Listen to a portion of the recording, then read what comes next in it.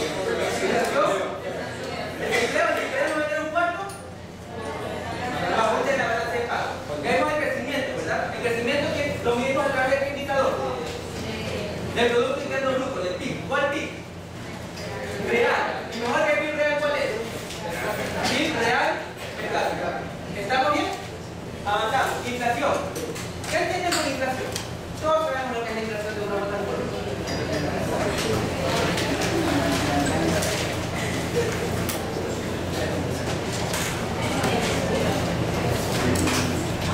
A ver, ¿qué entendemos por inflación? Omar.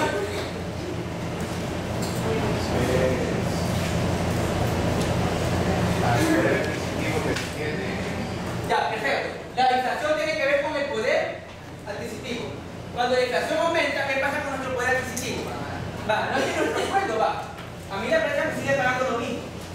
Lo que pasa es que con este dinero puedo comprar menos riqueza, porque la riqueza es la producción.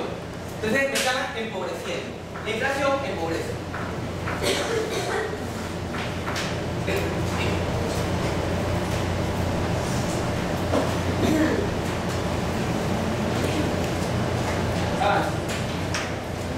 Ustedes a mí no me gusta leer. Entonces, ¿qué es inflación? Es el crecimiento general en el nivel de precios. Ya hablamos hace un rato de eso. Si sube el precio de la Coca-Cola, ¿es inflacionario o no?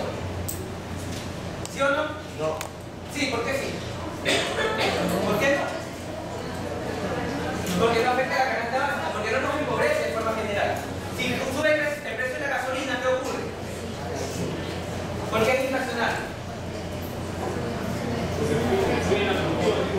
Porque automáticamente se encarece todo y sí merma nuestro poder adquisitivo. ¿Qué cosa que en este curso no se ha transportado? Hasta nosotros para venir aquí nos transportamos, absolutamente todo. Y en el momento que sube el combustible, sube el costo del transporte. Y si sube el costo del transporte de todo, la canasta básica se eleva. Y cuando yo quiero comprar con mi mismo sueldo, ¿qué pasa? Compro menos. Pero si sube la Coca-Cola, yo quiero comprar, voy al supermercado con mi mismo sueldo, no me afecta demasiado, ¿verdad? Entonces no es inflacionario. ¿Estamos bien hasta ahí? Otro concepto. ¿Qué es desinflación? ¿A qué le suena desinflación? A lo contrario de inflación. En castellano, Rodrigo, ¿no?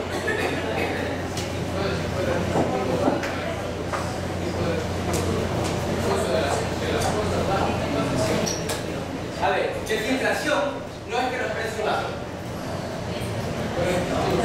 Es que los precios suben más despacio. ¿Estamos? Por decir algo. A ver, pongamos un ejemplo. Tenemos la canasta básica, ¿ya? Segundo, esto es una canasta. La canasta cuesta $550. Y el siguiente mes la canasta cuesta $600. La diferencia de esto, ¿cómo se llama? Inflación. ¿De acuerdo? ¿Cómo hago eso? ¿Saben qué? Cojo un muchacho. ¿Saben qué? Michael. Toma esta lista, anda al supermercado y compra todos estos productos. El baile los compra. Regresa. ¿Cuánto se te hizo? $550. Todo. Perfecto. Al siguiente mes lo mando a comprar exactamente los mismos productos de la misma cantidad en el mismo lugar. ¿Qué es lo lógico? Que debería costar lo mismo, ¿verdad? Y si cuesta más, ¿qué significa? Que los precios subieron, porque la cantidad del producto es exactamente el mismo. Y ahí lo voy viendo que pasa con el precio de la canasta. Y si aumenta, es por culpa de la inflación. Obviamente, pues si los precios suben, los precios bajan. Pero ahí vemos más o menos el promedio. ¿De acuerdo? Ya vamos a hablar un poco más de eso. Mire, Gustavo Novoa lo corrigieron a la misma UAT, se fue del país a dar clases a Harvard, lo que quiera, pero nos dejó dolarizado.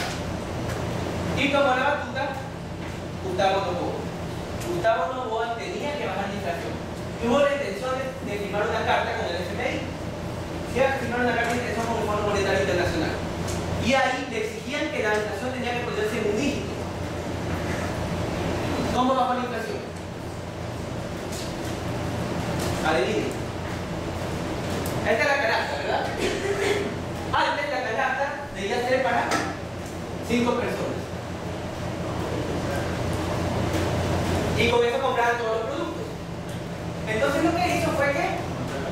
Dijo que de acuerdo al último censo que se había hecho en el 2001, de acuerdo al último censo, la familia ecuatoriana ya no estaba compuesta por 5 personas en promedio, sino por 4.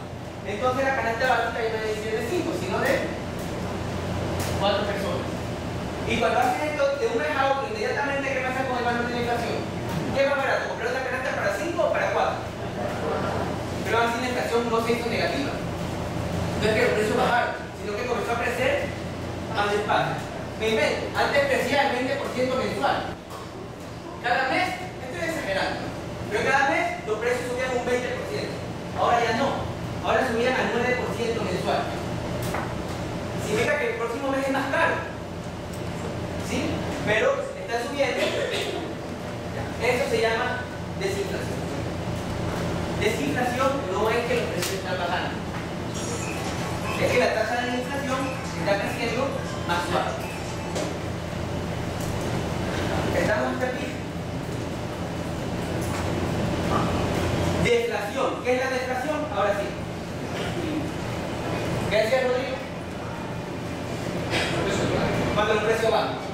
Deflación es cuando en vez de las cosas están subiendo, están bajando. Y por ende no tenemos mayor poder adquisitivo. ¿Han escuchado la palabra alguna vez? Estanflación. Ya mismo la vemos más. Ya mismo les explico mejor, pero veamos los ciclos económicos. Pero en el momento vamos a entender que es estancamiento económico con inflación. Es estancamiento con inflación. Cuando la tasa de crecimiento es cercana a 0, o incluso puede ser negativa. ¿Sí? Y encima tenemos inflación. ¿Preguntas hasta aquí? Avanza. Bueno, causas de inflación. Ya vimos un poco al respecto, ¿no? Algo que se denomina la inflación por demanda. ¿Qué es la inflación por demanda? Cuando la demanda aumenta y automáticamente los precios suben. Lo que les dije hace un rato, ¿cuándo es más barato ir? ¿Ahorita? ¿A la playa? ¿O en Semana Santa? ¿En Semana Santa sufren de inflación o no? ¿Por qué? Aumenta la demanda. Y lo que aumenta la demanda presiona para que los precios aumenten. Hay muchas formas de subir la demanda, sobre todo cuando hablamos de la demanda agregada a nivel macroeconómico. Eso vamos a ver el día de mañana. ¿De acuerdo? Solo se agrega. ¿Salud? Ya. Hay una pregunta que en algún momento todos nos hacemos, ¿no? ¿Por qué no fabricamos dinero y le damos a los pobres? Quiero que fabricamos dinero y le damos a los pobres, dejan de ser pobres. Y ya todos somos ricos. ¿Por qué? Causa inflación. Causa inflación. Porque no hay producción. Causa inflación. Causa inflación. ¿Y por qué causa inflación? Porque no hay producción. Si yo cojo y emito dinero sin respaldo en la producción, eso se llama emisión inorgánica de dinero. Si yo hago una emisión inorgánica de dinero, lo que voy a hacer es que los precios aumenten. ¿Pero qué es la riqueza? El dinero. ¿Qué es la riqueza? La producción. Entonces, como no hay más riqueza, la gente sigue igual de pobre. Lo que único que va a hacer es que los precios ahora aumentan. Es decir, es inflacionario. ¿Me explico? Supongamos, juguemos, yo tengo una manzana. Para poder intercambiar la manzana, yo creo mi propia moneda. Una manzana cuesta un rafito.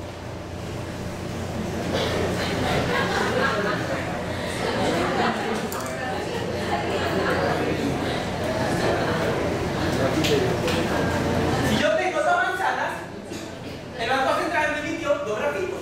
¿Cuánto cuesta cada manzana? Un rafito. ¿Estamos bien? Pero, ¿saben qué? Yo tengo que pagarle a los maestros de la UNE. Tengo que pagarle a los médicos que me hacen huelga. Entonces yo cojo y emito plata. Y con esa plata les pago. ¿Aumentó la cantidad de manzanas? Pero se aumentó la masa monetaria. Ahora hay más gráficos en la economía. Entonces, ¿cuánto va a costar cada manzana? 2 gráficos. Porque la emisión es inorgánica. Emito dinero. Si yo emito dinero Con el crecimiento de la producción, ¿qué pasó con los precios? Se mantuvieron. Pero si yo emito dinero sin respaldo en la producción, ¿qué pasa con los precios? Suben. Entonces me dan la plata, pero todo cuesta más. Así que mi poder adquisitivo sigue siendo exactamente el mismo, o incluso puede disminuir. ¿Me hice entender hasta aquí? Y supongamos que yo no emito dinero, sino que yo saco los gráficos de la economía. Y digo solo un gráfico, pero tengo las mismas dos manzanas. ¿Cuánto cuesta cada manzana? 50 gráficos. 50 centavos de gráfico. Entonces, ¿qué está pasando aquí? Cuando yo emito dinero con respaldo, emisión orgánica, los precios se mantienen. Si yo emito dinero sin respaldo, los precios suben. Si yo saco gráficos de la economía, los precios bajan. Entonces, si se dan cuenta, la riqueza es la que manda, no era el dinero, lo que les expliqué inicialmente. Entonces, yo no puedo coger, inyectar, producir plata y darle a la gente y decir que la riqueza se va a mantener. No. Que la riqueza va a aumentar, perdón. No va a aumentar. Aumentan los precios y la producción va a seguir constante. ¿Qué se entenderá hasta aquí o no? ¿Está claro? Ya. Hay otro tipo de inflación que se llama la inflación construida. Que la han de haber escuchado.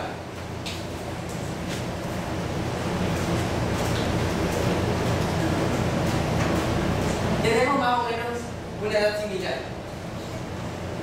Cuando estábamos en Sucre, al menos yo acompañaba a mi mami al supermercado. Iba y mami, ¿sabes que hay una libra de alberga? Ya subió. ¿Y por qué si la semana pasada costaba menos? No, que eso de la devaluación, que... ¿Y ustedes creen que la paisanita sabía lo que era la devaluación? ¿O el tipo de cambio? No. Es pura especulación. Y a veces cuando comenzamos a especular de esa manera, con una expectativa que no es tan cierta, construimos nuestra propia inflación. Decimos que los precios tiendan a incrementar. Nos ponemos solitos la soga del cuello. ¿Vamos a entender? Eso es lo que se llama la inflación construida. Cuando por alguna expectativa, que no siempre es racional, que no siempre es argumentada, comenzamos a cambiar los precios, afectando a la mayoría de la población. ¿Preguntas? Bien, un ejemplo de inflación ahorita. ¿Qué está pasando con los caracoles? ¿Han visto los caracoles africanos, no? ¿Qué pasa? Ya utilizaron para el insecticida. Ya está construyendo el insecticida. Ya lo utilizaron. ¿Y fue efectivo? No, recién no lo utilizaron. Pero les hace efecto, ¿no? Porque estaban lanzando uno que no les hacía efecto.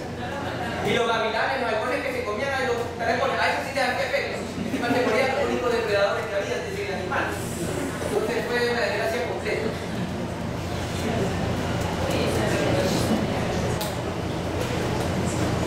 Cristian, ¿puedes leer por favor? A ver. Trae caracoles que destruyen plantaciones de arroz de dama. Los productores, que en su mayoría están concentrados en el Plan América, que comprende 17.000 hectáreas de cultivo de la gramínea en el cantón, se encuentran desesperados. Aunque se ha tratado de combatir esta plaga, los caracoles son resistentes a los químicos y el agua del sector facilita su rápida reproducción. Cada caracol adulto que se alimenta de las plantas pone hasta 1.200 huevecillos. Por este motivo, los agricultores han llegado a considerar la posibilidad de cambiar de actividad productiva. En el país existen 410.000 hectáreas de cultivo de arroz. De esa extensión, 200.000 están afectadas por la presencia de caracoles. La plaga se sitúa en un 70% en la provincia de Guayas, el 20% en las zonas de riego tecnificado en los ríos y el 10% restante en Manabí. Muchas gracias. La fuente es la revista Vistazo. Ahí vamos. Ok. Entonces veamos que lo que ya han aprendido. ¿Qué está ocurriendo? Están destruyendo casi la mitad de las plantaciones de arroz. ¿De acuerdo? ¿Qué pasaría en el gráfico? ¿Qué se mueve? ¿Oferta o demanda? La oferta. ¿Aumenta o disminuye?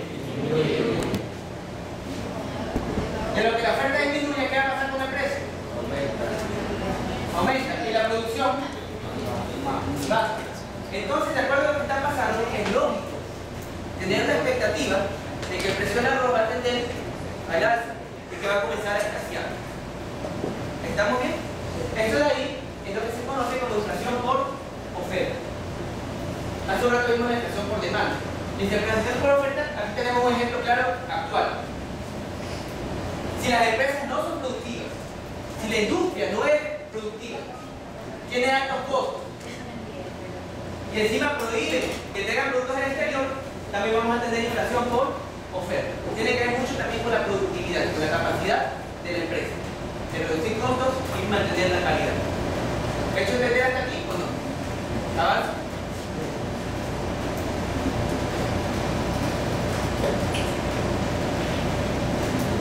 A ver, pregunta básica. Vamos a la siguiente.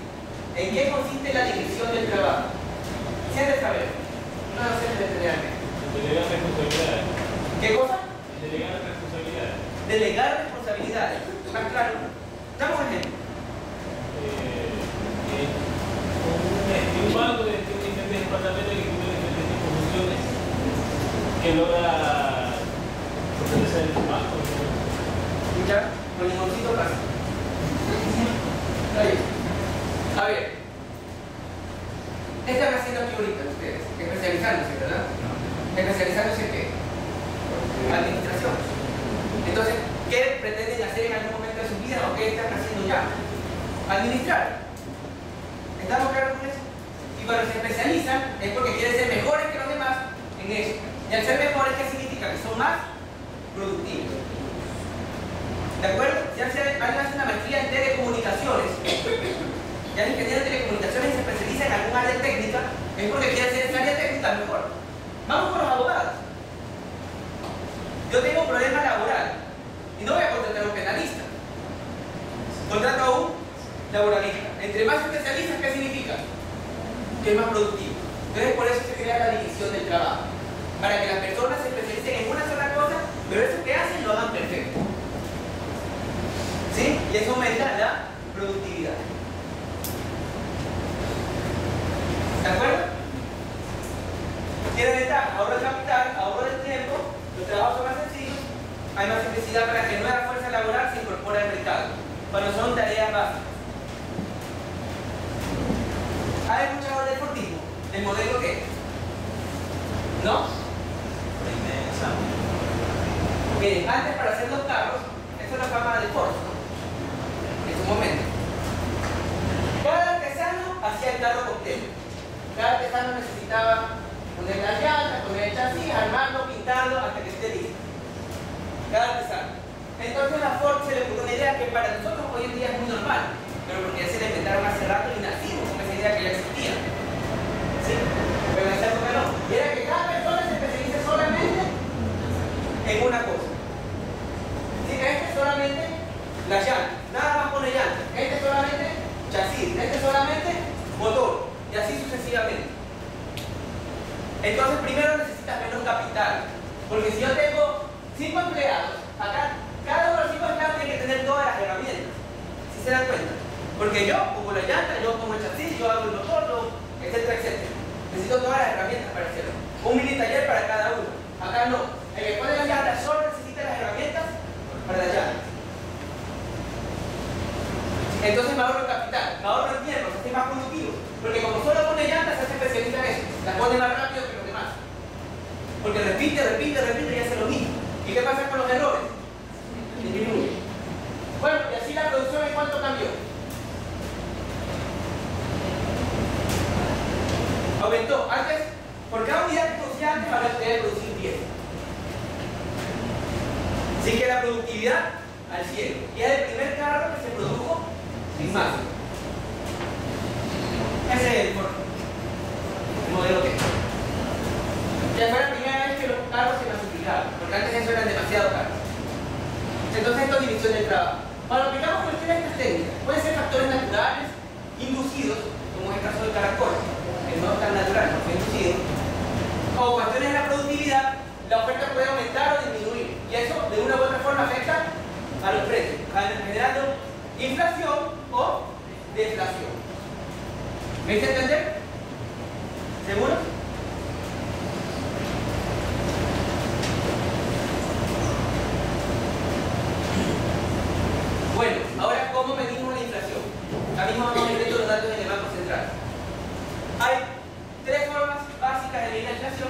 Pero de estas tres, la más usada es la primera, el IPC. ¿Saben qué significa IPC?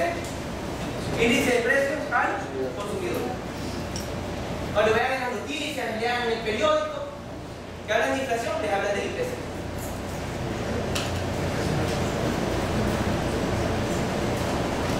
Ya mismo tocamos un tema respecto a los ciclos económicos, para que vean más o menos cuál es la postura del gobierno respecto a los temas de inflación. Para Rafael Correa, la inflación no es prioritaria. Dicho de frente por él. Después les explico por qué. Cuando veamos un poco de la zona de Phillips y los ciclos económicos.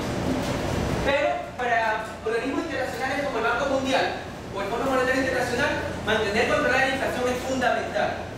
Y por eso incluso ponen metas en la política económica. Avanzo, después hablamos de otras cosas más interesantes.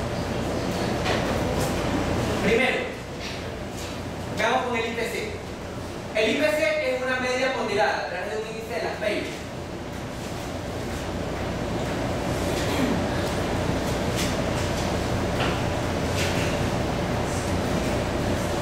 A ver, supongamos, vamos a comprar una canasta. Metamos 4 productos. Díganme un producto. Carne, pan, arroz y cigarrillos. ¿Está en la canasta básica? Ya mismo la vemos. ¿Qué cosa la seguridad?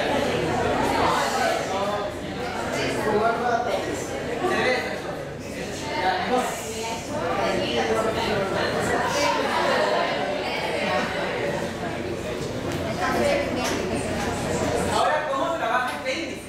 Lo que pasa es que no le damos la misma importancia a todo. Es una media ponderada, es una media aritmética.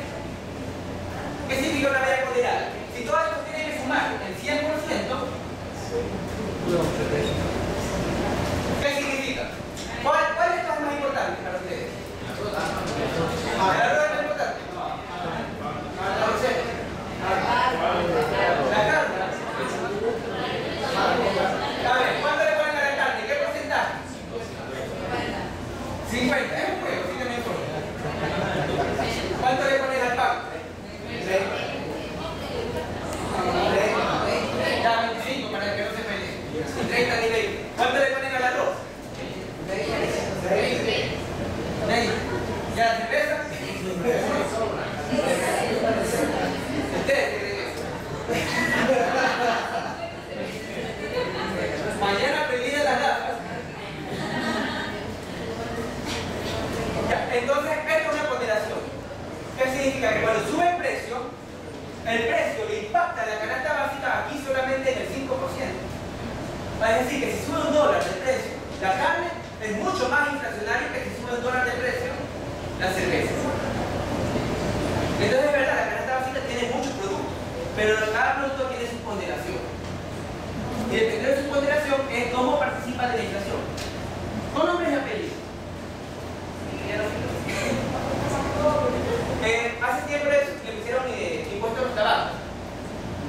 Y están cargados de impuestos, ¿verdad? Sufre, Cristo. No pena, lo dice.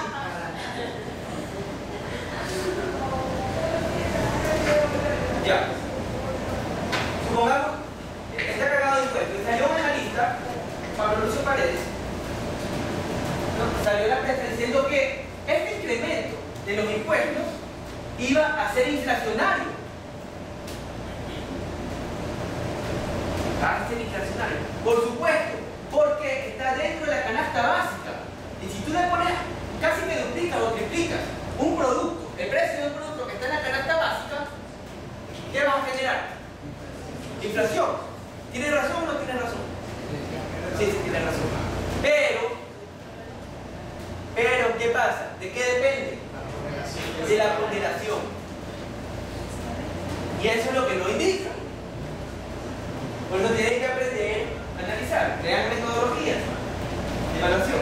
La ponderación, ya mismo vemos. La ponderación de los tabacos y bebidas alcohólicas es del 0.9% entre todas. decir, es 0,009 entre todas. Habría que ver de cuánto es el cigarrillo, que debe ser menos que eso, obviamente. Entonces, ¿es verdad que tiene un impacto sobre la canasta básica? Es verdad. Pero el impacto realmente es significativo como para que el precio de la canasta suba. No. Es verdad. Está en la canasta. Es verdad. Dime. Pero ¿por qué ponen, por ejemplo, el cigarrillo en la canasta básica? ¿Por qué? Bueno, muy buena pregunta.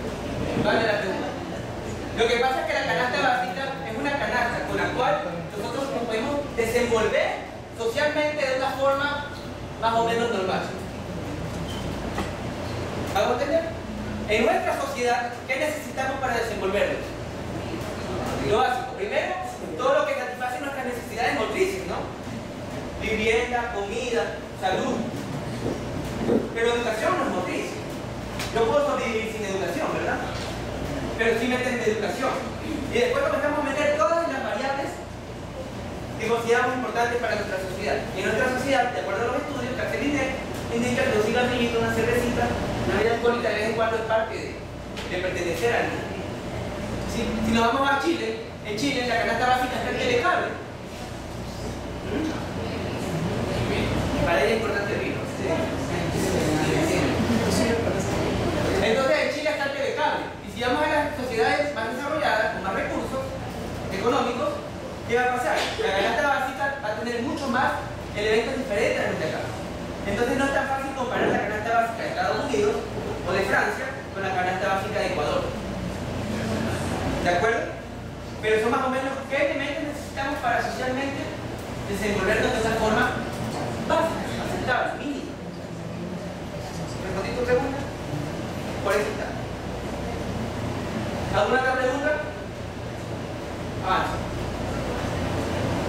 Bueno, ahí está la fórmula, pero no la vamos a usar, porque ya la calcula el Banco Central. Solo la tomamos ya calculada. Ya mismo revisamos todos los datos.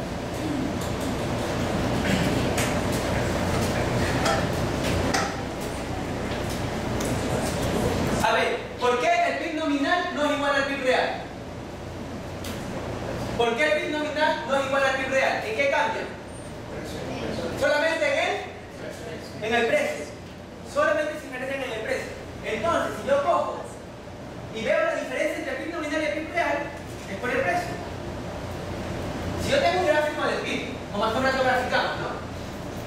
Yo tengo que el PIB nominal es este. Y que el PIB real es este. ¿Qué significa? Que la diferencia entre este y este es por el incremento de los precios. Entonces, a partir del Producto Interno Bruto, yo puedo calcular la inflación. Eso se llama el deflactor implícito del PIB. Hago una aclaración, por si acaso. En muchas bibliografías van a encontrar que se llama el deflactor implícito del PNB.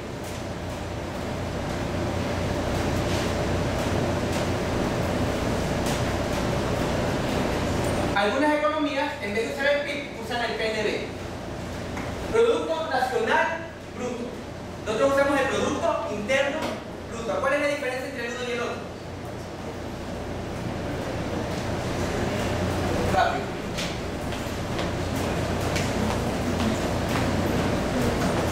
Este es hecho en y este es hecho por.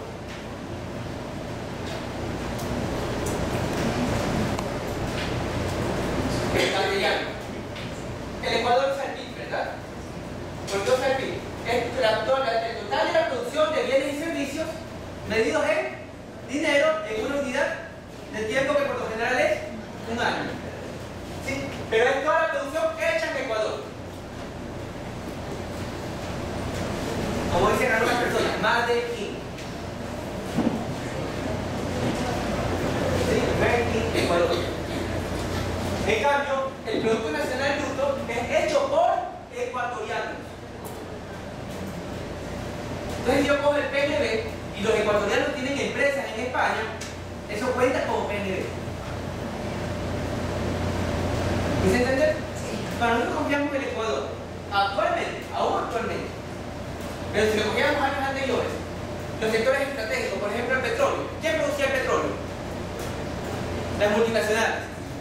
Entonces, cuando lo producen las multinacionales y es nuestro mayor recurso de exportación, ¿entra en el PIB?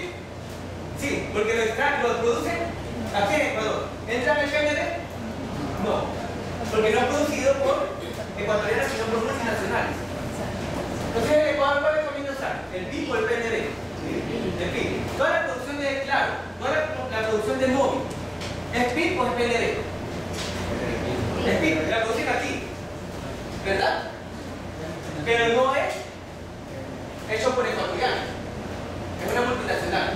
Entonces entra en el PIB de Ecuador, pero no entra en el PNB de Ecuador. Entonces Ecuador prefiere usar el PIB. Ahora vamos al revés, Estados Unidos. Estados Unidos está en su territorio, ¿verdad? Pero ¿dónde están sus multinacionales? Regadas por todo el mundo. Y después por todo el mundo, cuando tienen utilidades, todas esas utilidades ¿dónde regresan? A Estados Unidos. Entonces Estados Unidos, su PNB va a ser mayor que su PIB. ¿Me hice entender? Por las multinacionales. En cambio de Ecuador, como no tiene muchas multinacionales por todas partes, se conviene medirse por el PIB. Si ustedes revisan bibliografía, es muy común encontrar el factor implícito del PNB, porque la bibliografía generalmente es norteamericana, principalmente de Estados Unidos.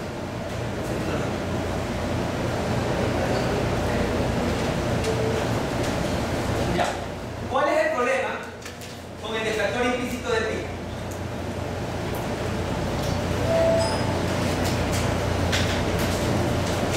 Primero, la diferencia entre el Producto Interno Bruto real y nominal es por causa de los precios, ¿verdad? Pero no es un buen indicador de la inflación. ¿Por qué? Primero, es toda la producción que tiene el Ecuador. Y los productos pueden ser básicos o no. ¿De acuerdo? El PIB coge todita la producción y todos los precios de esa producción. Si hay 2 millones de productos, de 2 millones de productos. No hace una selección de cuáles son los más importantes para nuestra sociedad o para vivir. ¿Estamos? Y encima de que no hace la selección, tampoco hace ponderación. No dice, este es más importante y este es menos importante, sino que todos son iguales. La subida del cigarrillo afecta tanto como la subida de la carne. ¿De acuerdo con eso? Y para rematar, la economía este año puede producir una cosa y puede ser que el próximo año ya no la produzca. Entonces la canasta, por decirlo así, la cesta de todos los productos de la economía varía. ¿Eso entender hasta aquí? Segundo. ¿Preguntas? Claro. A ver, teníamos la canasta básica, ¿verdad? ¿Cuál es la característica? Siempre son los mismos productos. Recuerda, mandamos a la persona que compre lo mismo y en el mismo lugar. Siempre son los mismos productos. Segundo, están ponderados. Dependiendo de la importancia, es el precio que le da. En cambio, cuando yo cojo el extractor, no siempre son los mismos productos. ¿Por qué? Porque la economía, supongamos que la economía antes no producía pitahaya y ahora sí produce. Entonces antes no existía y ahora sí existe. Y de pronto aquí los atuneros quiebran. Entonces antes teníamos atún y ahora ya no tenemos atún. Entonces cambia de año a año. Y segundo, no hay ni la selección de los productos que son básicos, ni la ponderación, sino que todos son igual de importantes. Sí, por eso no se lo usa mucho, por eso se usa el IPC. El deflactor es una forma, pero no está más usada. Como le dije al inicio, cuando ven en el periódico o en las noticias, están hablando del IPC, del índice de precio al consumidor, no del deflactor. Avanzamos. La fórmula del deflactor. Hay una cosa importante, la inflación afecta diferente de acuerdo a los recursos que tenemos. ¿Saben eso? Entre más pobre es una persona, más siente los efectos de la inflación. Porque muchas veces suben los precios de la canasta básica, pero los otros precios no están subiendo. O no necesariamente están subiendo. ¿De acuerdo?